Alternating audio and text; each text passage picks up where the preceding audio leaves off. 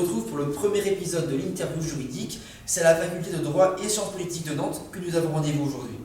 Nous recevons aujourd'hui un professeur universitaire spécialisé dans l'histoire du droit, Terence Carvalho. C'est parti.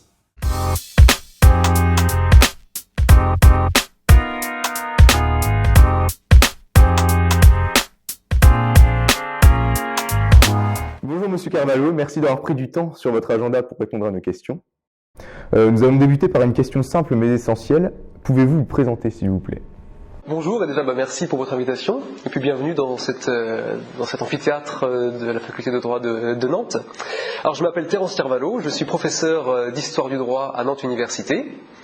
Mon parcours en quelques mots, je viens de l'ouest de la France, de Saint-Malo, où j'ai effectué toute ma scolarité jusqu'au baccalauréat. Et puis ensuite, j'ai effectué des études de droit à l'université de Rennes. Tout d'abord une licence et un master 1 en droit privé. Et puis j'ai choisi de faire un master 2 en histoire du droit, pour des raisons que je vous expliquerai peut-être plus tard. Et ensuite j'ai poursuivi par une thèse de doctorat en histoire du droit, que j'ai soutenue en 2016. Et à l'issue de cette thèse, à l'issue de ce doctorat, j'ai été qualifié par le Conseil national des universités. Et donc je suis devenu maître de conférence à l'université Jean Moulin Lyon 3, où j'ai passé 3 belles années à découvrir ce métier d'universitaire. Et puis en 2020, j'ai réussi le concours d'agrégation d'histoire du droit, qui m'a permis de remettre le cap à l'ouest, si on peut dire, et donc de venir à Nantes. Donc après votre bac, pourquoi vous êtes-vous dirigé vers des études de droit ? Alors faire du droit n'avait rien de naturel dans ma famille. Je ne suis pas du tout issu d'un milieu de juriste. C'était vraiment un saut vers l'inconnu quand je me suis dirigé vers des études de droit, mais j'avais toujours eu un intérêt, une curiosité pour les questions politiques, pour les questions juridiques, et donc ça m'intéressait de pouvoir découvrir, mais très franchement, comme je pense beaucoup d'étudiants de L1, quand je suis arrivé en première année, pour moi c'était vraiment nouveau. Voilà, c'était vraiment nouveau, et dès les premiers cours, j'ai compris que ça me plaisait, que ça m'intéressait, et que je voulais finalement faire mes études dans le droit et aussi les matières de la science politique qui sont très très intéressantes. Alors cette année 2022, on compte environ 300 000 vœux Parcoursup de lycéens qui souhaitent s'orienter vers une licence de droit, ce qui place cette formation donc, de droit en 4e position des formations les plus demandées, et on compte également une augmentation de 4,9% de plus qu'en 2021. Un mot sur cette statistique, et qu'avez-vous à conseiller aux futurs étudiants juristes ? C'est beaucoup, mais c'est bien. C'est bien parce que les métiers du droit sont en effet passionnants. Je comprends tout à fait que le droit puisse attirer à ce point. Le droit mène à beaucoup de choses. Le droit mène à beaucoup de choses. On dit que le droit mène à tout à condition d'en sortir. C'est la petite blague entre juristes. Mais je pense que les étudiants qui arrivent doivent prendre en compte que faire des études de droit, c'est aussi faire des études exigeantes, qui nécessitent un travail conséquent, une grande curiosité. Et je pense qu'à partir du moment où on est motivé, où on est intéressé, parce qu'il y a aussi un principe de plaisir, si le droit ne vous plaît pas, ça ne va pas marcher. Voilà. Tout le monde n'est pas fait pour faire du droit. Mais si ça vous plaît, si vous sentez vraiment une attirance pour la matière, alors il faut vous donner le maximum de moyens. Voilà. Et le système français est bien fait en cela, puisqu'il permet à tout bachelier de pouvoir s'inscrire en droit et donc donne sa chance à tout jeune qui le souhaite. Et donc il faut profiter de cette chance. Et je pense que quiconque est motivé, travailleur, a de bonnes chances de réussir. Après avoir obtenu votre licence et votre master en droit privé général avec mention assez bien, vous avez obtenu votre master 2 donc en histoire du droit, mention très bien. Donc comment vous êtes-vous révélé avec cette spécialisation donc qui est l'histoire du droit et surtout cette mention ? Alors en effet j'ai effectué une licence et un master 1 en droit privé. Et puis à l'issue de ces 4 premières années, j'ai voulu prendre en quelque sorte de la hauteur sur les enseignements techniques que j'avais reçus et avoir plus de distance, avoir un regard plus critique sur le droit contemporain. Et l'histoire du droit m'intéressait déjà depuis la première année. C'était une matière que je trouvais absolument passionnante parce qu'elle permet de relativiser, elle permet de mieux comprendre l'évolution du droit sur le temps long. Et donc, je me suis dit, voilà, pourquoi pas faire un master 2 dans cette branche du droit, parce que ça reste une branche juridique. Et je me suis révélé en master 2, j'ai trouvé les enseignements absolument passionnants. Et en fait, l'histoire du droit m'a permis aussi de mieux comprendre le droit positif. Voilà, c'est pas du tout antinomique. Pourquoi vous êtes-vous tourné vers un doctorat et comment celui-ci s'est-il déroulé? Alors, le choix de faire un doctorat, évidemment, je ne l'avais pas dès que je suis rentré en première année. En première année, je ne sais même pas si je savais exactement ce qu'était un doctorat en droit, ce qui est bien normal, et faire de la recherche en droit paraît toujours un peu nébuleux, je pense, pour des étudiants qui arrivent en faculté. Déjà, il y a eu une rencontre très importante que j'ai faite dans mon parcours avec le professeur Anthony Merget, qui est ensuite devenu mon directeur de thèse et qui a fini de me convaincre de l'opportunité de faire une thèse en histoire du droit. Et puis, j'ai effectué durant l'année de Master 2 un mémoire de recherche qui est déjà une initiation à la recherche. Et ça m'a tout de suite plu, ça m'a tout de suite intéressé, le fait d'avoir à trouver de nouvelles connaissances, de contribuer à l'état des savoirs, m'a énormément plu. Et j'ai eu à la fin de mon année de master la possibilité de poursuivre en thèse et j'ai immédiatement dit oui. Très bien, et du coup, quel en était le sujet de cette thèse justement ? J'ai fait ma thèse sur la physiocratie dans l'Europe des Lumières. Donc la physiocratie, c'est un mouvement politique, économique, juridique de la deuxième moitié du XVIIIe siècle. Les physiocrates sont considérés comme les précurseurs de l'économie politique, de la science économique, aussi comme les fondateurs du libéralisme économique. Mais ils ont aussi développé une très riche pensée politique, juridique, notamment en faveur des droits de l'homme. Et donc l'objet de ma thèse était d'étudier la circulation et la réception hors de France des idées des physiocrates. Et donc comment la pensée des physiocrates français avait pu influencer les réformes, le droit, la législation dans les différents États européens à la veille de la Révolution française, donc dans les États germaniques, dans les États italiens, en Angleterre, en Espagne, en Russie. Et donc ça m'a fait aussi beaucoup voyager et c'était extrêmement intéressant comme expérience. Comment êtes-vous devenu professeur des universités ? Alors c'est un long parcours. C'est un parcours qui a débuté déjà lors de mon entrée en thèse. Je suis rentré en thèse en 2012. Et dès le doctorat, j'ai pu dispenser des travaux dirigés. Donc j'ai mes premières expériences d'enseignement pendant 4 ans à l'université de Rennes, où je donnais des TD en histoire des sources du droit et puis en droit constitutionnel. Ensuite, je suis devenu maître de conférence en 2017. Et donc là, j'ai aussi préparé des cours magistraux et dispensé des cours magistraux.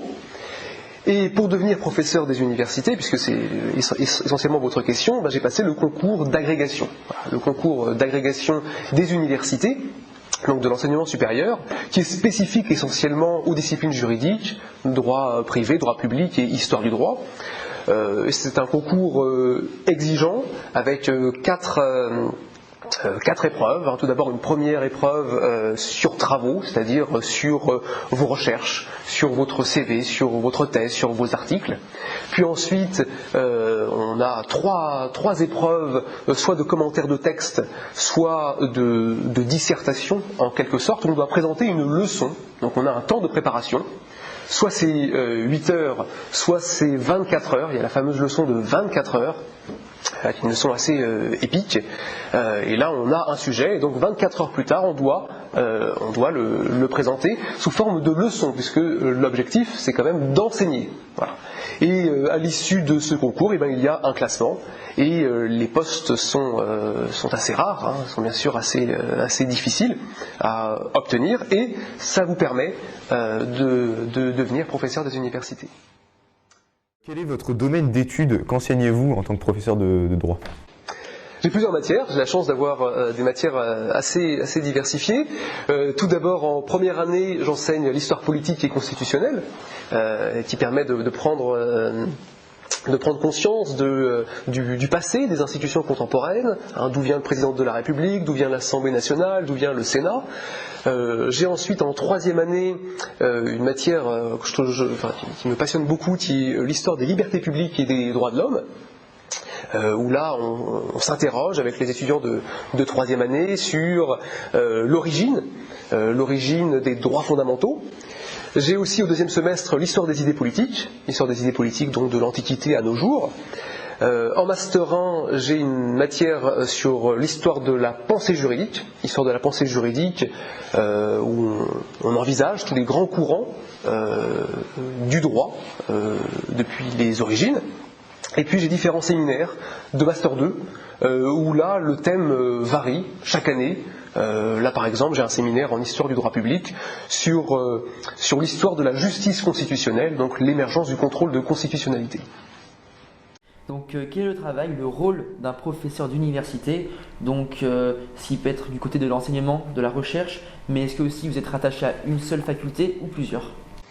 Alors on est rattaché à une seule faculté, essentiellement, même si on peut donner des cours dans d'autres universités. Le métier d'un universitaire, il a deux piliers. L'enseignement d'un côté, la recherche de l'autre. Donc l'enseignement, c'est-à-dire transmettre le savoir, parce que la transmission est vraiment au cœur de notre métier, et c'est vraiment un des éléments les plus importants et les plus intéressants. Donc transmettre le savoir dans des cours magistraux, dans des travaux dirigés, dans des séminaires, avec un contact direct avec les étudiants, et puis la recherche. Deuxième pilier de notre métier, qui est parfois le plus méconnu, parce que nous ne sommes pas que des enseignants. Donc nous faisons aussi de la recherche en droit, c'est-à-dire que alors moi, en tant qu'historien du droit, par exemple, je vais dans les bibliothèques, dans les fonds d'archives, je mène des études qui me conduisent à rédiger des articles, rédiger éventuellement des ouvrages, participer à des colloques, donner des conférences en France, à l'étranger. Et donc on a un va-et-vient entre la recherche et l'enseignement. Les étudiants nous posent des questions, nous enrichissent aussi, et puis nous on leur apporte les connaissances nouvelles qu'on vient d'apporter. Et donc c'est ce qui fait la force de l'université française. Avez-vous une journée type? Et si oui, du coup, pouvez-vous nous dire votre journée type? Alors, il y a plusieurs journées types, puisqu'on a plusieurs fonctions, plusieurs activités.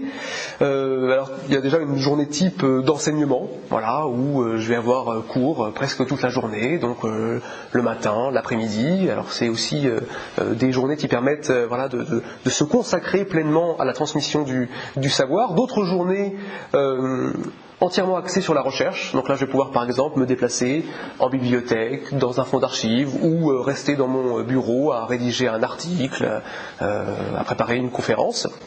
Et puis il y a des journées qui mêlent les deux, enseignement le matin, recherche l'après-midi, ou l'inverse. Et puis il y a aussi des tâches administratives, qui sont aussi de plus en plus importantes à l'université, il faut bien le savoir. Donc ça peut être la direction d'une formation, d'un diplôme. Moi par exemple, j'ai la chance de diriger le master Histoire du droit de l'université de Nantes. Ça peut être une responsabilité au sein d'un laboratoire de recherche, ça peut être des responsabilités au sein de la faculté, au sein de l'université. Donc la partie administrative du travail peut aussi prendre un temps considérable. Et puis en tant que chercheur, on a aussi, et en tant que professeur, on a aussi pour charge de diriger des recherches.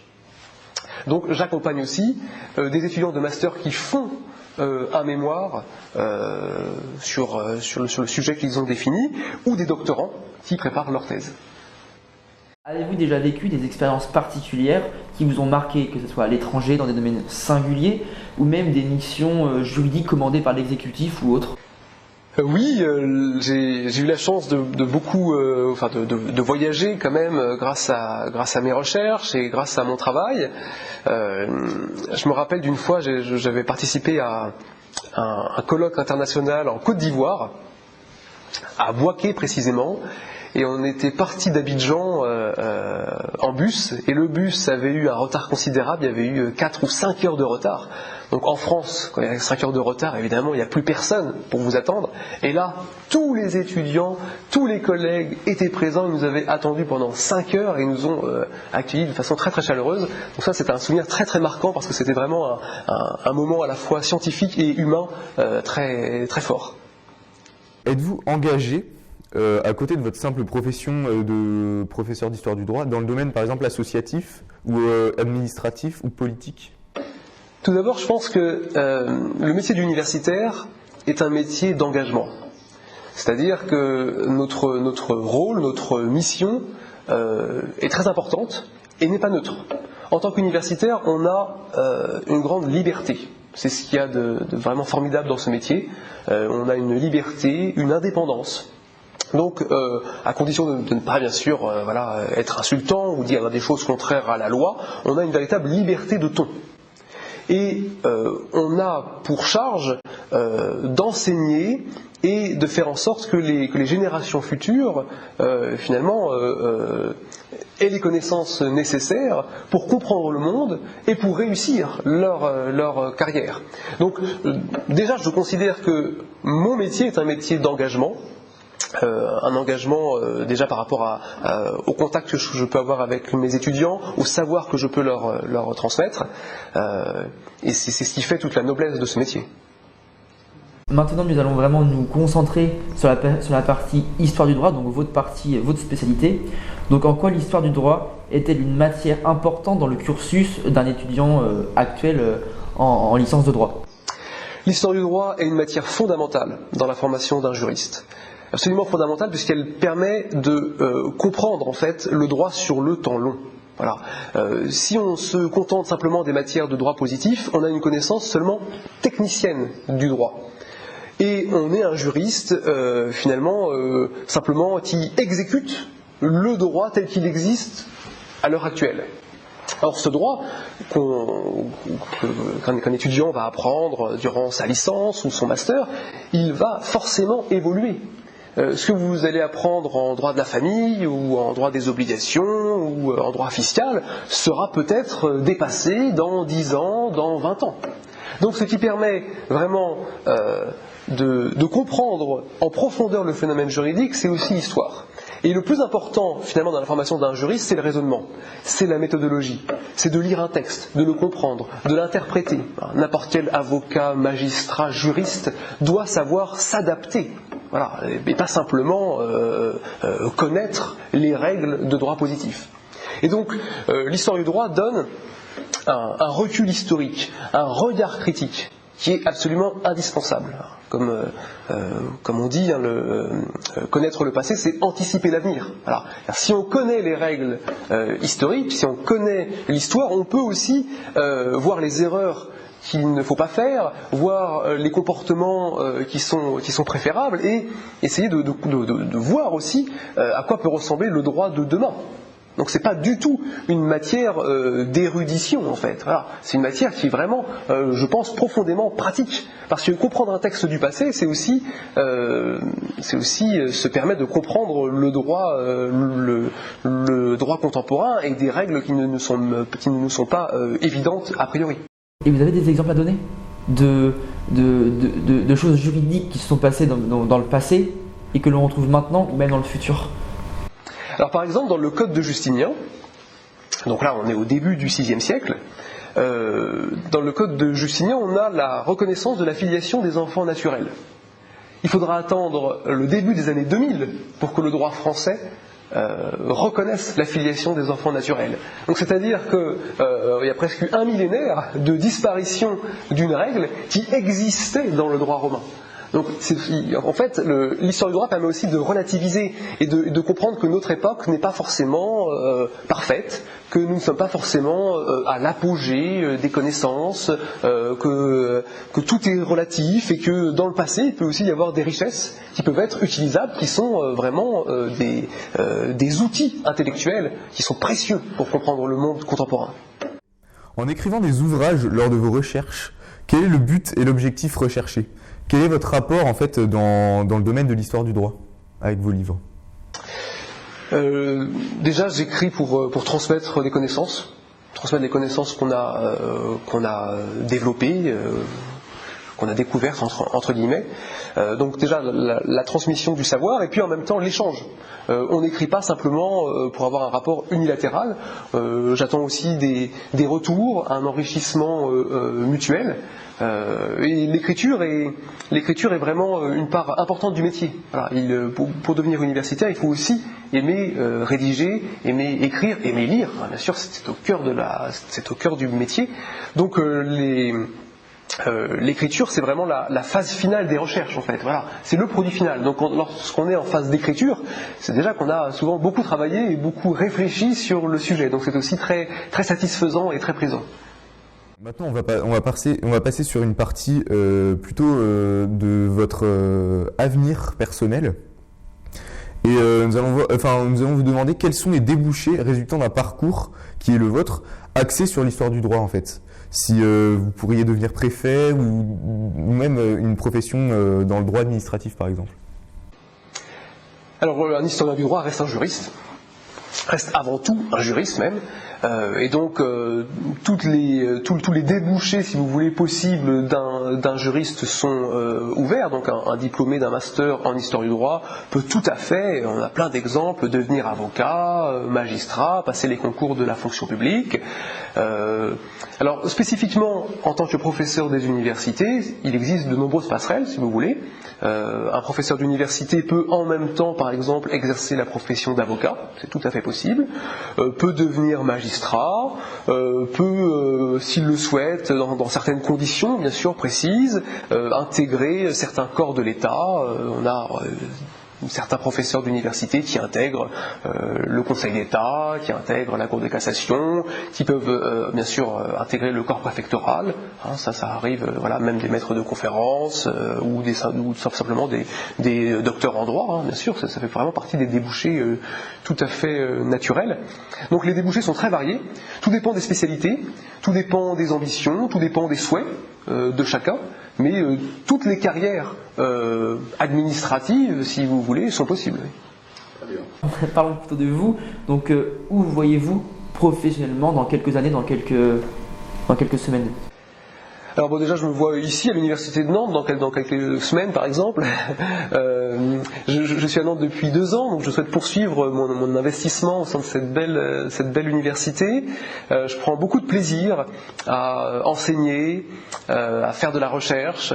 Donc je souhaite poursuivre mes travaux de recherche qui sont les miens, notamment en histoire des libertés, en histoire des droits fondamentaux. Ce sont vraiment des sujets que je trouve très importants et très, très actuels à une période où les libertés publiques me semblent de plus en plus menacées ou oubliées par les derniers événements. Et donc je pense que poursuivre cette voie est déjà un objectif important. De quoi êtes-vous le plus fier dans votre carrière ? De quoi je suis le plus fier ? La question est compliquée. Je dirais que je suis le plus fier des retours de mes étudiants. Voilà, je commence à avoir quand même un petit recul. Et donc, lorsque je reçois des courriels envoyés par des étudiants que j'ai eus il y a maintenant 10 ans, et que je vois ce qu'ils sont devenus, je suis très fier. Voilà, je suis très fier de ce que j'ai pu leur apporter, de ce qu'ils m'ont apporté aussi. Et donc, c'est encore une fois cette transmission qui me rend particulièrement fier. Nous arrivons maintenant à la fin de cet entretien, donc avez-vous un dernier message à faire passer ? Oui, alors tout d'abord être curieux de tout. Un étudiant qui soit en droit ou dans d'autres disciplines doit profiter de ces belles années pour lire, pour apprendre, pour s'enrichir intellectuellement. Il faut être aussi persévérant. Il faut croire en soi, il ne faut pas se laisser intimider ou impressionner par des discours extérieurs qui pourraient être négatifs ou démotivants. Et puis, je vous parlerai de la phrase qui est écrite, de la citation qui est écrite sur ma toge universitaire, qui est Audaces fortuna juvat, c'est-à-dire la fortune sourit aux audacieux. Voilà. Donc, comme dirait Danton, de l'audace et encore de l'audace. Merci beaucoup, Monsieur Carvalho, d'avoir répondu à nos questions aujourd'hui. Merci à vous, merci beaucoup.